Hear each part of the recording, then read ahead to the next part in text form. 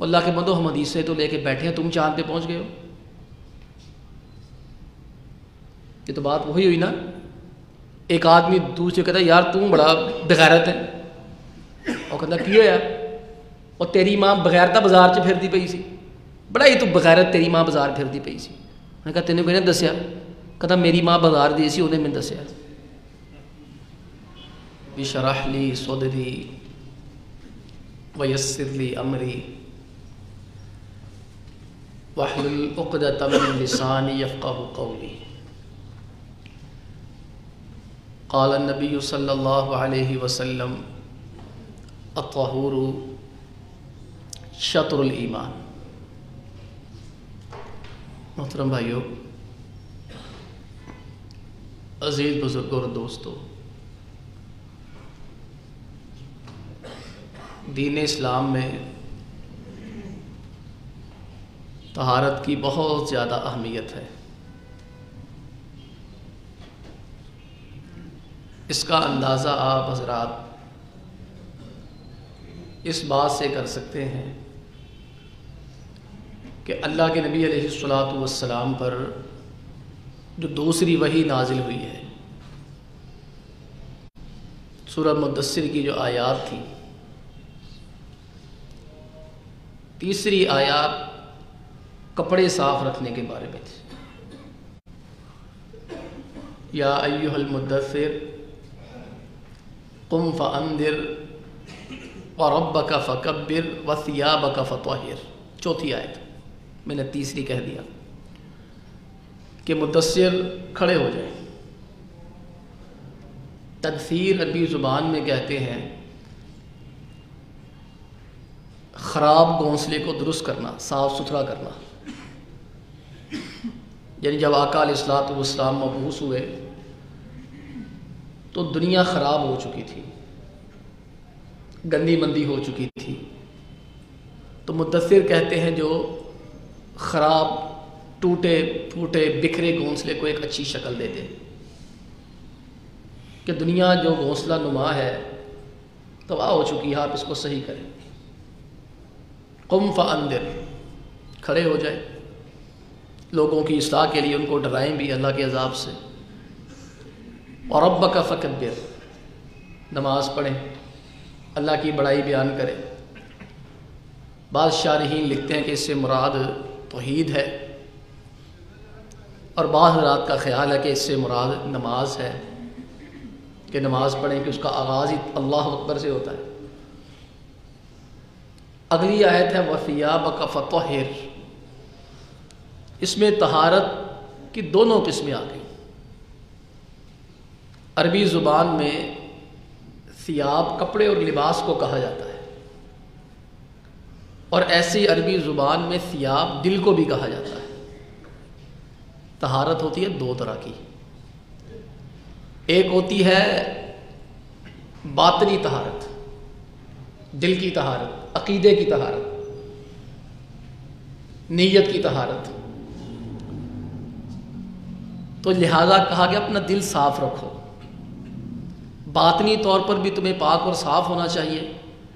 اگر ثیاب کا مطلب ہم یہاں دل کر لیں کہ تمہاری باطنی طہارت مکمل ہونی چاہیے، اور اگر ثیاب کا جو مشہور مطلب ہے لباس، کپڑے، تو یہ ظاہری طہارت ہے کہ تمہارے کپڑے بھی نماز پڑھتے وقت یا دیگر معاملات میں پاک اور صاف ہونا چاہیے۔ اس سے آپ اندازہ کیجئے کہ دوسری وحی کے اندر ہی صاف ستھرا رہنے کی تلقین کر دی گئی ہے، اور آقا علیہ الصلوۃ والسلام کا فرمان ہے الطہور شطر الایمان، کہ صاف ستھرا رہنا یہ آدھا ایمان ہے، کوئی معمولی چیز نہیں ہے۔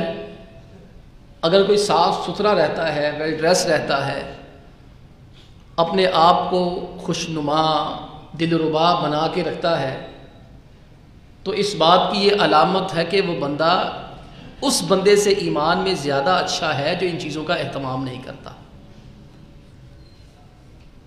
یہ ہے اسلام میں طہارت کا مقام۔ اور دیکھیں یہ طہارت کی وجہ سے یورپ آج یہ ترقی کر گیا ہے۔ یورپ میں طہارت کا نظام تھا ہی نہیں.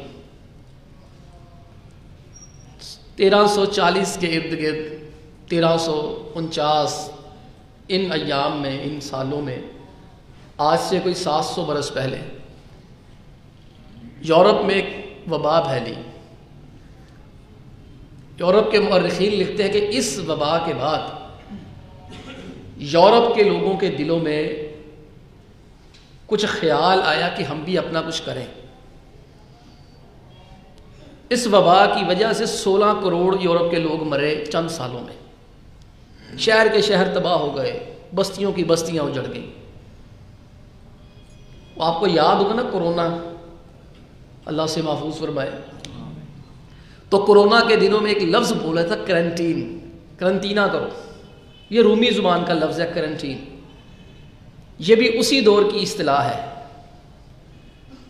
کہ یورپ، کیونکہ اس دور میں یہ بحری جہازوں کے ذریعے سے سفر کیا جاتا تھا، تو یورپ میں جو آمد و رفت ہوتی تھی، جو تاجر بھی تجارت کرنے کے لیے ساحل پہ اترتا، بندرگاہ پہ اترتا بحری جہاز کے ذریعے سے، وہ 40 دن تک اس شہر میں داخل نہیں ہو سکتا تھا.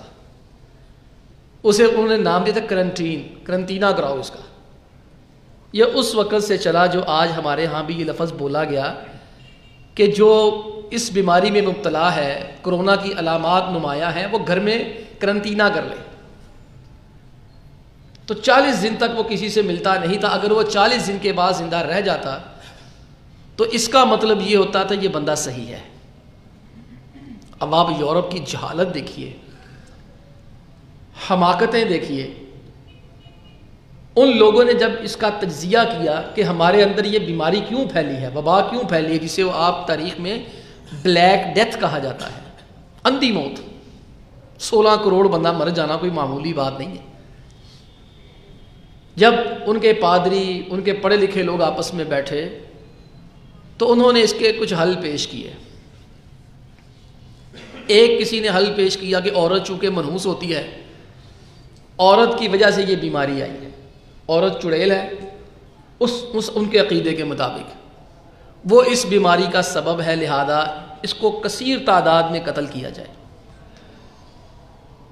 نمبر 2، انہوں نے یہ توجیہ پیش کی کہ بلیاں منحوس ہوتی ہیں، لہذا انہیں قتل کیا جائے.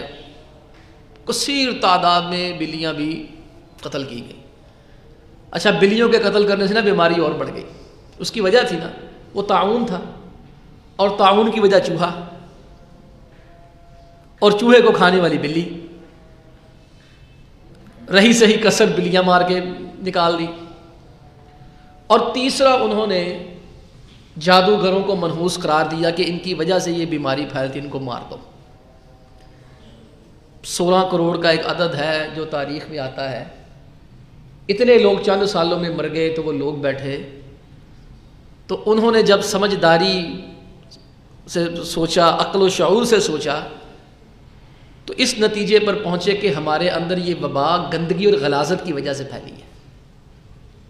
طہارت کا سسٹم نہیں تھا ان کے یہاں. 18ویں 19ویں صدی تک یورپ کے اندر یہ بیت الخلاء کا تصور ہی نہیں تھا. اور جس دور کی میں بات کر رہا ہوں، اس دور کی اگر کتابیں پڑھ کے دیکھیں انگریز مورخین کی. اچھا، ہمارے یہاں نا یہ فرانس کے پرفیوم بڑے مشہور ہیں،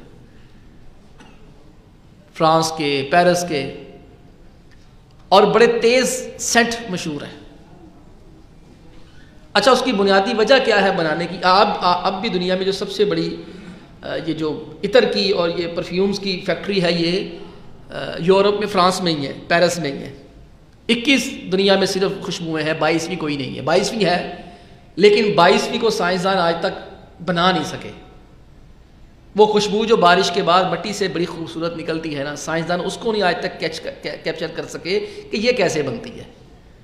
باقی جتنی خوشبوئیں بناتے ہیں وہ 21 خوشبوئیں ہیں، اسی سے آگے مکسچر کر کے ساری خوشبوئیں بناتے ہیں.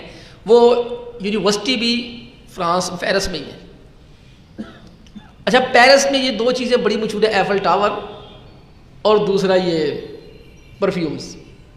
ایفل ٹاور کس لیے مشہور بنا؟ 7واں عجوبہ یا 7 عجوبوں میں سے ایک عجوبہ اتنا گند ہوتا تھا، وہ ایک جگہ پہ گندگی کے ڈھیر اکٹھے کرتے جاتے، وہ ایفل ٹاور کے اندر گندگی پھینکتے جاتے، ایفل ٹاور بن گیا۔ اور پرفیوم کس لیے استعمال کرتے کہ وہ قضائے حاجت اپنے کپڑوں کے اندر ہی کیا کرتے تھے،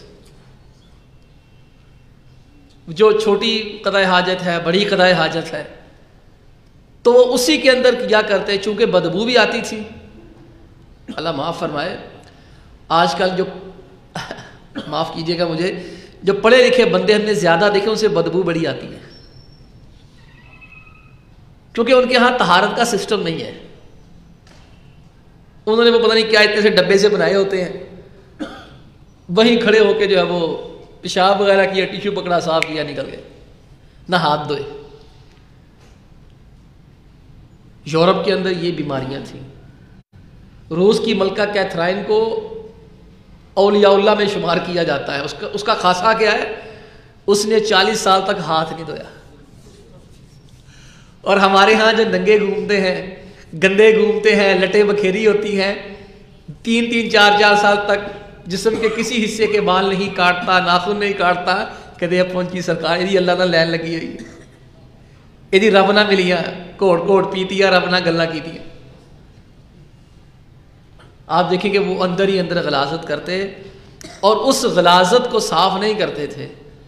وہ غلاظت بھی اندر ہے، پخانہ بھی اندر ہے، نہ جنابت کا غسل ہے، نہ جو ہے وہ کسی طہارت کا غسل ہے، بجائے اس کے کہ اپنی صفائی ستھرائی کرتے اوپر ہی پرفیوم چھڑکتے رہتے تھے۔ نتیجہ کیا نکلا؟ یہ جو ان کے ہاں بلیک ڈیتھ نامی ایک واقعہ گزرا، سال گزرے، جو 16 کروڑ لوگوں کو لقمہ اجل بنا گیا۔ پھر یورپ کی ترقی کا آغاز ہوا، جب ان کو سمجھ آئی، جب مسلمان ممالک کا سفر کیا اور دیکھا یہاں اتنی بیماریاں کیوں نہیں ہیں، یہاں اتنے مسائل کیوں نہیں ہیں، اس کی وجہ انہوں نے پھر یہ ان کے بیان کی کہ ان کے ہاں طہارت کا سسٹم بڑا اچھا ہے۔ دیکھو وہ آج اس چیز تک پہنچے ہیں، اور حقیقتاً ان کے ہاں طہارت کا نظام بڑا ہی اعلیٰ ہے، بڑا ہی شاندار ہے۔ اور ہمارے ہاں ان کی عادتیں کافی حد تک آ چکی ہیں۔ ہمارے ہاں طہارت کا سسٹم نہایت ہی گندا ہو گیا، نہایت ہی برا ہو گیا۔ اللہ کے نبی علیہ الصلوۃ والسلام صحابہ کو سکھایا کرتے تھے نا، تو یہ طنز مارا کرتے تھے۔ آج لوگ نا مولویوں کو طنز کرتے لے، یہ حیض دے مسئلے دسی جاندے نے، یہ غسل جنابت دے مسئلے دسی جاندے نے، دنیا چاند تے پہنچ گئی، اے غسل جنابت دے مسئلے دسی جاندے ہیں۔ مسلمانوں تے ظلم ہو جاتا ہے، بھائی ہم نے کیا، ہم نے ظلم کیا، مسلمان ہم ذمہ دار ہیں۔ یہ مسلمان ہیں جنہیں دیکھ کے شرمائے یہود۔ آج بھی کلاس میں بات کر رہا تھا، اگر انڈیا کے اندر کوئی مسجد گر جاتی تو مسلمانوں نے پوری دنیا میں اس کے نام پہ چندے اکٹھے کرنے تھے، شور شرابہ کرنا تھا۔ وہ لاہور کے اندر چونکی امر صدو میں مسجد گرائی، مینار گرائے، نمازیں بند کر دی، بور نہیں ہونے دے رہے، لے سوئی نہیں کوئی۔ ابھی یہ سیاپا نہیں ختم ہوا تھا، رات حافظ آباد سے خبر آئی ہے ایک اور اہل حدیثوں کی مسجد گرا دی ہے۔ یہاں ایمان کہاں جاتا ہے؟ یہ ہمارا قصور نہیں ہے، اس میں قصور کمزوریاں تمہاری ہیں۔ اگر جوتے پڑ رہے ہیں تمہیں تمہاری وجہ سے پڑ رہے ہیں، شکر کرو ہم موجود ہیں تو تم بچے ہوئے ہو۔ بھئی یہ مولوی صرف طہارت کے مسائل ہی بیان کرتے رہتے ہیں، نفاس کے مسائل بیان کرتے رہتے ہیں، حیض کے مسائل بیان کرتے رہتے ہیں۔ اچھا 700-800 سال پہلے علامہ نووی نے بھی یہ ذکر کیا ہے کہ بعض ملحدین اس دور میں بھی علماء پہ اعتراض کرتے تھے، ان کو حیض و نفاس کے مسائل کے سوا بات ہی کوئی نہیں آتی۔ دنیا چاند پہ پہنچ گئی ہے، اب مولوی جاتا صحیح بخاری لے کے بیٹھا، حدیثاں لے کے بیٹھا ہے۔ اللہ کے بندو ہم حدیثیں تو لے کے بیٹھے ہیں، تم چاند پہ پہنچ گئے ہو۔ یہ تو بات وہی ہوئی نا، ایک آدمی دوسرے کہتا ہے یار تم بڑا بغیرت ہے، اور کہتا کی ہویا، اور تیری ماں بغیرتا بازار چ پھردی پئی سی، بڑا ہی تو بغیرت تیری ماں بازار پھردی پئی سی۔ میں نے کہا تینوں کوئی نے دسیا؟ کہتا میری ماں بازار دی سی، انہیں میں دسیا۔ یہ کیا بات ہے یار؟ اپنی کمیوں کا، کوتاہیوں کا، کمزوریوں کا اعتراف کرو۔ یہ قصور ہمارے ہیں۔ کتنی عمر ہو گئی ہے، 40 سال، 45 سال، 50 سال، دکھ سے میں بات کہتا ہوں، کسی سے غسل جنابت کا مسنون طریقہ پوچھ لی، شاید وہ بھی نہ کوئی بتا سکے۔ سال ہا سال نمازیں پڑھی ہوں گی، کسی سے صحیح مسنون وضو کا طریقہ پوچھ لیں، شاید بہت مشکل سے چند اللہ کے ولی ہوں گے جو وضو کا صحیح طریقہ بھی بتا سکیں گے۔ اللہ کے بندو، ان چیزوں کو معمولی نہ سمجھو کہ ان کو حیض کے مسائل آتے ہیں، وضو ہی آتا ہے، غسل ہی آتا ہے۔ یہ آدھا ایمان ہے، الطہور شطر الایمان۔ اور یہ جو مکہ کے مشرکین سلمان فارسی رضی اللہ تعالیٰ نے کو پکڑ لیا، اور سلمان مذاق کیا، اور یار سنیا تہاڈا نبی تانوں پیشاب کرنا بھی سکھاتا ہے۔ طنز کیا نا مشرک نے، سنا ہے تمہارے پیغمبر تمہیں پیشاب کرنے کے طریقے بھی سکھاتے ہیں۔ آج ہم شرمندہ ہوتے ہیں کہ دین یہ سکھاتا ہے۔ صحابی نے سینہ تان کر اجل ہاں سکھاتے ہیں، اور ہمیں یہ بھی سکھایا ہے کہ ہم نے پیشاب کیسے کرنا ہے، بیت الخلاء میں کیسے جانا ہے، وہاں جا کے کیسے بیٹھنا ہے، بیت الخلاء جاتے وقت کیا کہنا ہے، بیت الخلاء سے نکلتے وقت کیا کہنا ہے۔ یعنی ہمیں تو ان چیزوں پہ فخر ہونا چاہیے۔ اور نبی کریم علیہ الصلوۃ والسلام کا انداز دیکھیے، جب صحابہ اکرام رضی اللہ تعالی عنہم کو یہ مسائل سکھائے طہارت کے، بیت الخلاء کے، کس انداز سے سکھائے؟ انا لکم مثل الوالد، میرے صحابہ میرا تمہارا جو تعلق ہے نا یہ والد جیسا، باپ جیسا ہے۔ جیسے باپ اپنے بیٹے کو سکھاتا ہے میں بھی تمہیں سکھاتا ہوں۔ کس معاملے میں؟ یہ طہارت کے مسئلے میں۔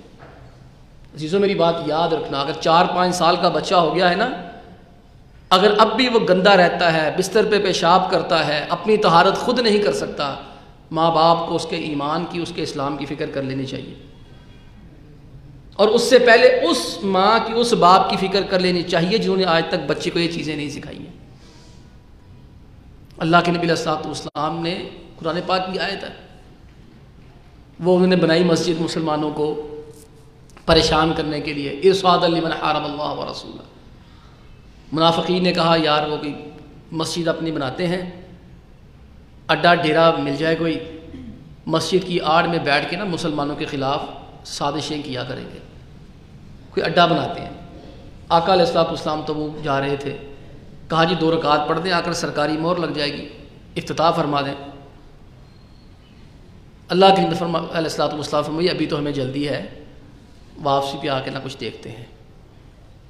واپسی پہ آئے تو تعمیر ہو چکی تھی۔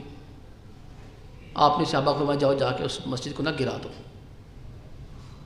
مٹا دو اس کا نام و نشان۔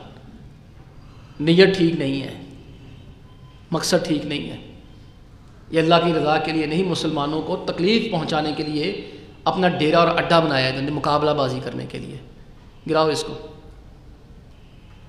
اس کے متصل بعد اللہ رب العالمین نے آپ علیہ السلام کو حکم دیا کہ آپ نے یہاں نہیں جانا، لمسجد اسس علی التقوی من اول یوم احق ان تقوم فیہ، وہ مسجد جس کی بنیاد روز اول سے اللہ کی پرہیزگاری پہ رکھی گئی، آپ نے وہاں جایا کرنا ہے۔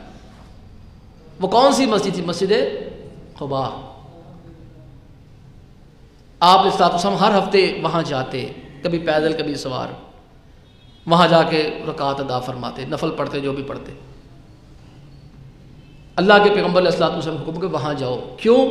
فیہ رجال یحبون ان یتطہروا واللہ یحب المطہرین، اس بستی میں ایسے ایسے اچھے لوگ ہیں، ایسے پیارے لوگ ہیں جو نہایت پاکیزگی اختیار کرتے ہیں، صرف پاکیزہ نہیں رہتے۔ یتطہروا مبالغے کا صیغہ، وہ بہت زیادہ پاکیزہ رہنے کی کوشش کرتے ہیں۔ واللہ یحب المطہرین، اللہ تعالیٰ کو جو زیادہ پاکیزہ رہنے کی کوشش کرتے ہیں اللہ کو بڑے ہی پیارے، بڑے ہی محبوب لگتے ہیں۔ اللہ کے نبی علیہ الصلوۃ والسلام ان کے پاس گئے، ان کو بلایا، یا اہل قباء، اے قباء والو مجھے ذرا ایک بات تو بتاؤ۔ اچھا جی پوچھئے۔ میں کیا بات ہے بھائی؟ قد اثنى علیکم فی الطہور فما طہورکم، یہ اللہ تعالیٰ تمہارے صاف ستھرے رہنے کی بڑی تعریفیں کر رہا ہے، پاک تو ہم بھی رہتے ہیں، پاکیزگی تو ہم بھی حاصل کرتے ہیں، ہمارے بارے میں نہیں آیا۔